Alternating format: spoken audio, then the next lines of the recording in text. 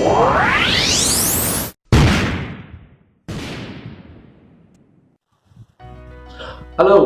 good morning. Sat Shri Akal, Adab, Namaskar. I am Wing Commander Mansoor Siddiqui and I represent Foster Training. How to remain successful post-COVID scenario. मैं इस topic के ऊपर कुछ छोटे-छोटे से modules बना रहा हूँ. I've already made 4 modules and uploaded on the same link which you can see down below.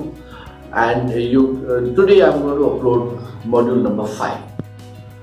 जिन लोगों ने वो पहले 4 मॉड्यूल्स नहीं देखे हैं तो वो पहले उनको देख लें, उसके बाद आप ये 5वां मॉड्यूल देखें तो आपको आराम से समझ में आएगी चीज़ें.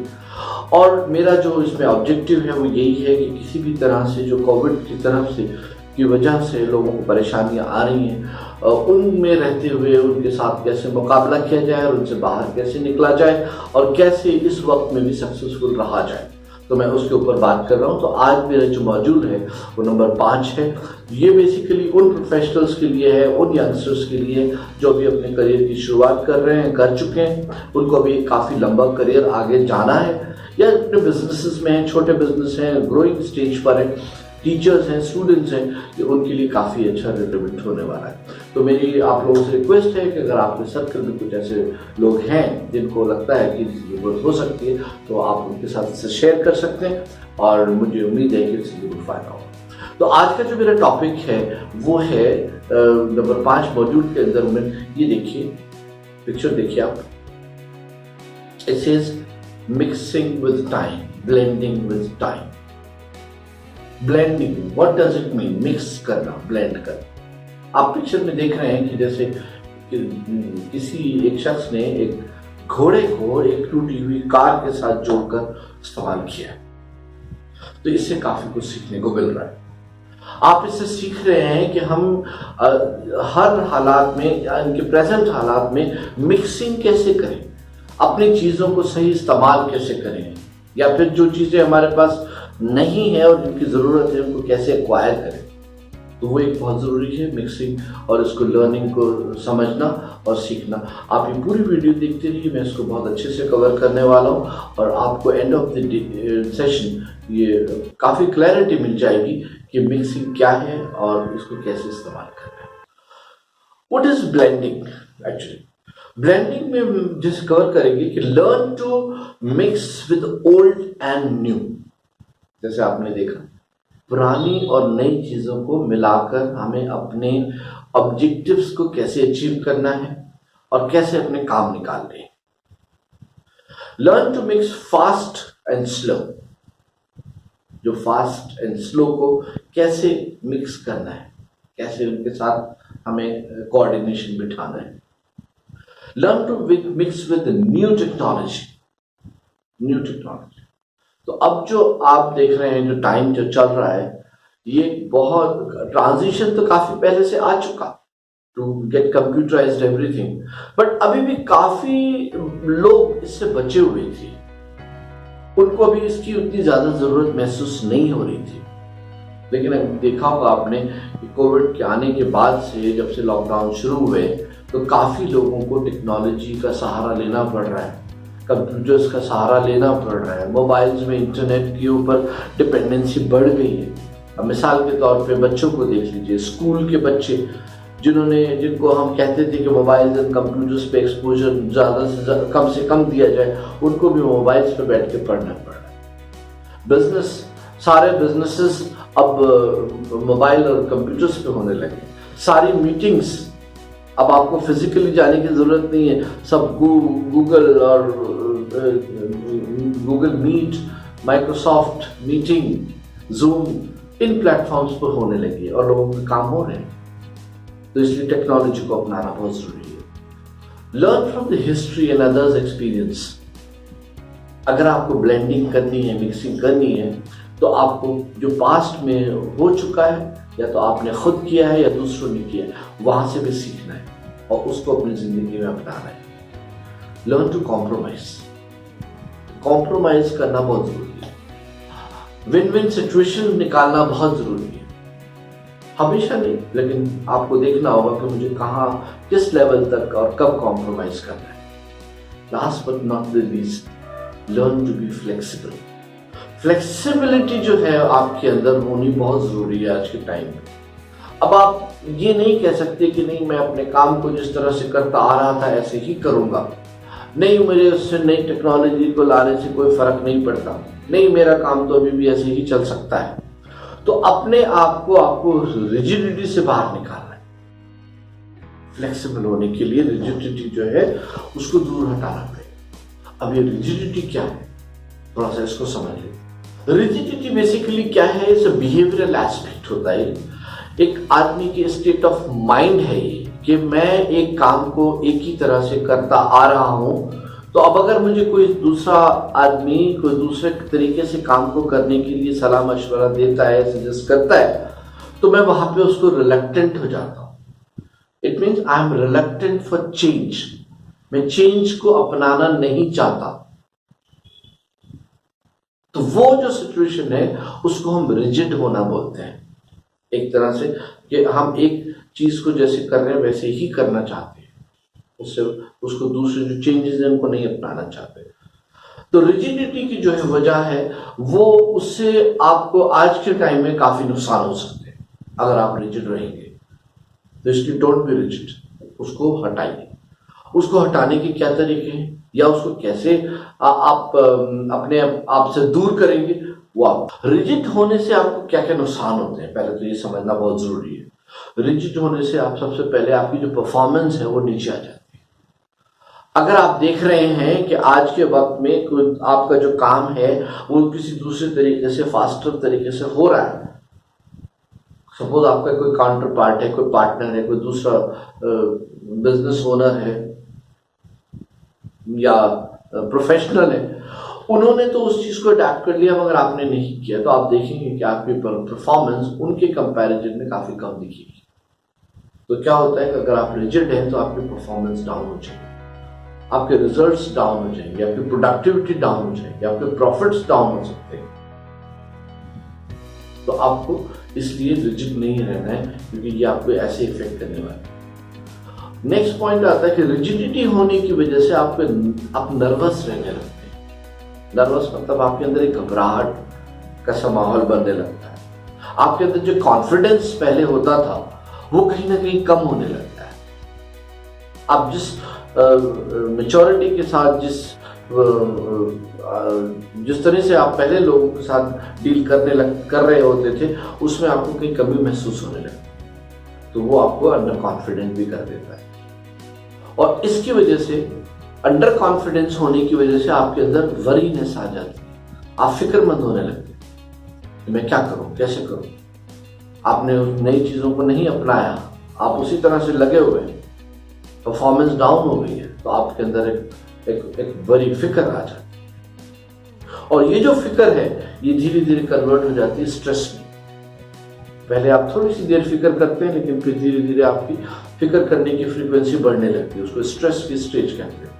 और स्ट्रेस की स्टेज ही बने रहने से अगर आपने अभी अपनी रिजिडिटी कम नहीं किया, नहीं उसको अवॉइड नहीं किया या नए तरीकों को नहीं अपनाया, तो ये जो वरी है, ये जो स्ट्रेस है, ये कन्वर्ट हो जाता है एंजाइटी में।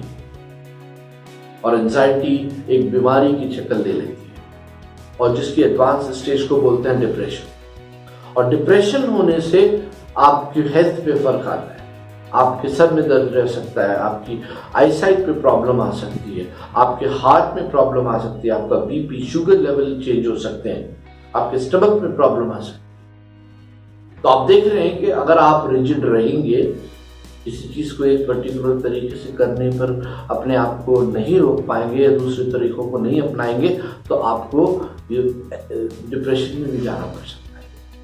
तो इसलिए आपको अवॉइड करना पड़ेगा रिजिड होना। वो कैसे अवॉइड करेंगे मैं आपको स्टेप बाय स्टेप बताऊंगा, आप जरा देखिए। और इसको मैं बहुत शॉर्ट रखने की कोशिश करूंगा वीडियो को, जिससे कि आप इसको जल्दी से समझ सकें। How to avoid rigidity. तो उसके लिए सबसे पहला जो टिप है वो आइडेंटिफाई योर बिहेवियर। आपको अपने आप को पहले ऑब्जर्व करना होगा कि वो कौन कौन सी स्टेजेस हैं, वो कौन कौन से वक्त हैं, वो कौन कौन से काम हैं, वो कौन कौन से सिचुएशंस हैं जहां पे आप रिजिड हो जाते हैं। आप अपने आप को बदलाव लाने में इनकेपेबल पाते हैं, अनसक्सेसफुल पाते हैं, तो उसको पहले नोट डाउन कर लीजिए। वो कौन कौन से स्टेजेस है। तो जब आप उसको नोट डाउन करेंगे, आइडेंटिफाई करेंगे, तभी आप समझ पाएंगे कि मुझे इन इन जगहों पर बदलाव लाने की जरूरत है, नई चीजों को सीखने की जरूरत है, नई चीजों को अडेप्ट करने की जरूरत है। तो जब आपने उनको आइडेंटिफाई कर लिया, उसके बाद नेक्स्ट स्टेज आती है ट्राई न्यू थिंग्स।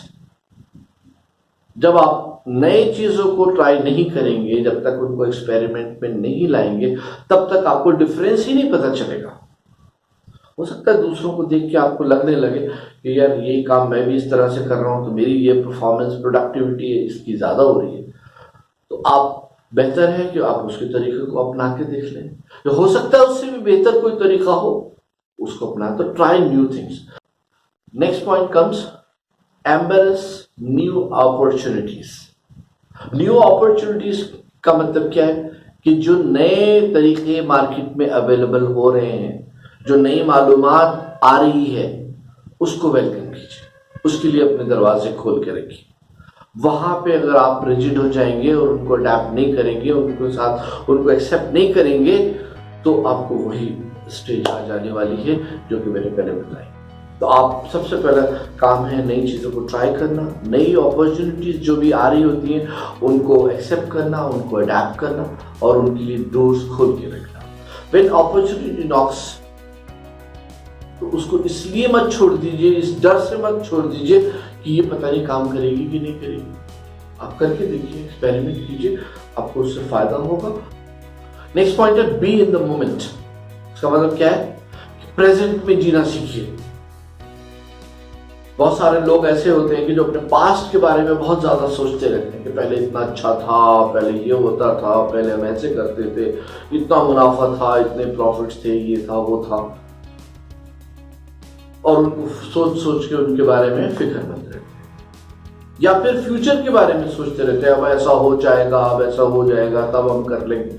प्रेजेंट को छोड़ देते हैं, तो ये बड़ी गलत सोच है। तो आपको आज में जीना आना चाहिए। आज क्या जरूरत है, आज हमें कैसे इमीडिएटली चेंजेस को एक्सेप्ट करना है और उनको अडेप्ट करना है, वो आपको समझना बहुत जरूरी है। Mix it up. Mix it up मतलब जो आपके पास है पहले, उसके जो कॉम्बिनेशंस हैं उसमें चेक कीजिए आप क्या कर सकते हैं। जो फैसिलिटीज आपके पास अवेलेबल हैं, जो इंफ्रास्ट्रक्चर अवेलेबल है, जो मशीनरी इक्विपमेंट्स अवेलेबल है, पहले उसको इस्तेमाल कीजिए। अगर आप नया नहीं खरीदना चाहते तो उसमें जो ऑलरेडी है उसको देखिए, ये आपकी जिंदगी में क्या क्या बदलाव ला सकता है। अगर आप रिसोर्स क्रंच में रह रहे हैं, आपके पास उतने फंड्स अवेलेबल नहीं है, तो उस सिचुएशन में भी आपको मिक्स एंड मैच करना ही पड़ेगा। मिसाल के तौर पर जैसे कि आप फोटो में देख रहे हैं कि अगर आपके पास ड्रेसेस मैचिंग के सेट्स ज्यादा नहीं है तो मिक्स एंड मैच कर लीजिए। तो ये चीज भी आपको अडेप्ट करनी चाहिए और इससे भी आपको काफी फायदा होगा। Next is go with the flow. अगर आप एडेपेंट रहेंगे, अगर आप रिजिड रहेंगे, अगर आप दूसरों के साथ चलना नहीं सीखेंगे, टीम में काम करना नहीं सीखेंगे, नहीं चलेंगे, तो फिर आपको बड़ी परेशानी होगी। या तो you should be so much capable कि आप अपना रास्ता खुद बनाएं, और अगर आप उस हालत में नहीं है, उस सिचुएशन में नहीं है, आपकी फंड पोजीशन उतनी स्ट्रांग नहीं है, आपकी स्टैंडिंग उतनी स्ट्रांग नहीं है, तो अच्छा है, बेहतर रहेगा कि सबके साथ मिलकर चलें। Go with the flow. जो सब कर रहे हैं वो भी आप करनी चाहिए। रिजिडिटी को हटाइए, तो तब भी आपको उस सिचुएशन से बच सकते हैं जो कि आपको कहीं खतरनाक जगह लाकर डाल सकते हैं। मैंने कहा था लर्न टू कॉम्प्रोमाइज। तो आज की जो सिचुएशन है उसमें कॉम्प्रोमाइज करना आना बहुत जरूरी है। It's basically a combination of a give and take, win win situation. अगर आप कहीं पे ऐसी जगह अटक जाते हैं जहां पे आप अपने उसूलों पे आने की वजह से, या आपके अपने कैरेक्टर या अपने बिहेवियर या अपने काम करने के तरीके की वजह से कहीं कोई नुकसान उठाना पड़ रहा है, तो वहां थोड़ा सा कॉम्प्रोमाइज कर लीजिए। आप देख लीजिए कि भाई थोड़ा आप लॉस उठाएं, थोड़ा मैं उठाऊं, और विन विन सिचुएशन करके हम दोनों मिलकर कॉम्प्रोमाइज करके आगे चलें। रिजिड मत रहिए, थोड़ा सा फ्लेक्सिबिलिटी लाइए और कॉम्प्रोमाइज करना सीखिए, तो आपको बड़े नुकसानों से बचा सकता है। Next point is let it go. Let it go से क्या मुराद है? लेट इट गो मतलब कुछ चीजों को आप अवॉइड कीजिए, इग्नोर कीजिए। हर चीज को आप बहुत माइन्यूटली ऑब्जर्व करेंगे, उसके पीछे बिल्कुल पड़ जाएंगे, तो वहां आपका टाइम काफी वेस्ट हो जाएगा और आपकी एफर्ट्स काफी वेस्ट हो जाएंगी। तो कुछ चीजें ऐसी होती हैं जिनको आपको इग्नोर भी करना पड़ता है। आपके साथ प्रॉब्लम आई है, सामने है, दिख रही है, अगर आप, लेकिन बहुत मामूली सी है, बहुत छोटी है। फॉर एग्जाम्पल मैं आपको छोटी सी, आप बाजार में जा रहे हैं फॉर एग्जाम्पल, और आपको पैदल चलना पड़ रहा है, मार्केट में है, तो कोई पीछे से आके साइकिल वाला या रिक्शा वाला आपको टायर लगा देता है, मतलब अपना पहिए से आपको टच कर देता है और हल्का सा आपकी डस्ट लग जाती है आपकी ट्राउजर पे। तो उस सिचुएशन में कुछ लोग बड़ी अजीब सी रिएक्शन दिखाते हैं, जिनको जल्दी से गुस्सा आता है, वो उसको पीछे वाले इंसान को डांट देते हैं, अबे तुझे दिखाई नहीं देता। अगर उस इंसान का भी बिहेवियर कुछ आप ही के जैसा हुआ तो वो आपको वापस जवाब दे देगा। और अगर ये दोनों में आपस में इसी वजह से टसल हो सकता है, झगड़ा हो सकता है, फाइट हो सकती है, आप पुलिस थाने पहुंच सकते हैं, मुकदमा दर्ज हो सकता है, तारीखें लग सकती है, वकीलों को हायर करना पड़ सकता है। रीजन क्या है कि चलते हुए टायर का पहिया लगे।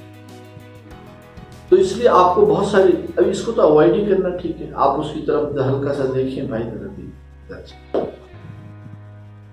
तो इसको अगर आपने, तो इस तरह की बहुत सारी सिचुएशंस आती हैं। तो मैंने आपको एक छोटी सी मिसाल दी है। तो अगर आप इन चीजों को इशू बना लेंगे अपनी लाइफ में तो बड़े नुकसानों में पड़ सकते हैं। तो इसलिए कभी कभी लेट इट गो, जाने दीजिए, नजरअंदाज करना सीखिए। नेक्स्ट पॉइंट है, बहुत इंपॉर्टेंट है, कैच योरसेल्फ। कैच योरसेल्फ का मतलब है अपने आप को संभालिए।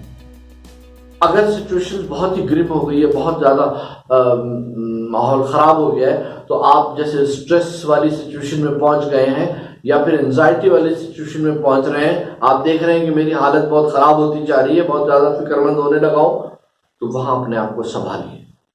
क्योंकि कुछ लोग ऐसे होते हैं जो अपने आप को नहीं संभाल पाते हैं और वो ऐसी डिसीजन ले जाते हैं जैसे कि सुसाइड कमिट कर लेना। ऐसी सिचुएशन में होता है जो वो लोग रिजिड हो जाते हैं कुछ चीजों को लेकर, या अपने आप को कहीं पर एक्सप्रेस नहीं कर पाते, और क्योंकि अपने आप को नहीं संभाल पाए तो इसलिए अपनी जिंदगी के साथ भी कॉम्प्रोमाइज कर देते। तो आपको संभालना है अपने आप को। उसका तरीका सबसे अच्छा ये है कि अपने आप से बातें कीजिए, अपने लिए खुद प्रपोज कीजिए सॉल्यूशंस, और उन सॉल्यूशंस को अडॉप्ट कीजिए। तो ये अपने आप से बात करना, कंफर्टेबल स्टेज में रहना, मेंटली कूल रहना बहुत जरूरी है। अपने आप को संभालना बहुत जरूरी है।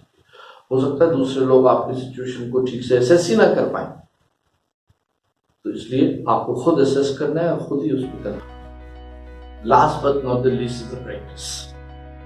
जो भी आप नया काम अडैप्ट करेंगे, आपको लगेगा कि इसमें तो आपकी स्पीड वो नहीं है जो पहले थी, जितनी तेजी से आप उसमें काम कर लेते थे इसमें नहीं कर पा रहे, या फिर प्रोडक्टिविटी बेटर है यहाँ पर। हो सकता है आपको कुछ चीजों के ऑपरेशंस में दिक्कत आती है।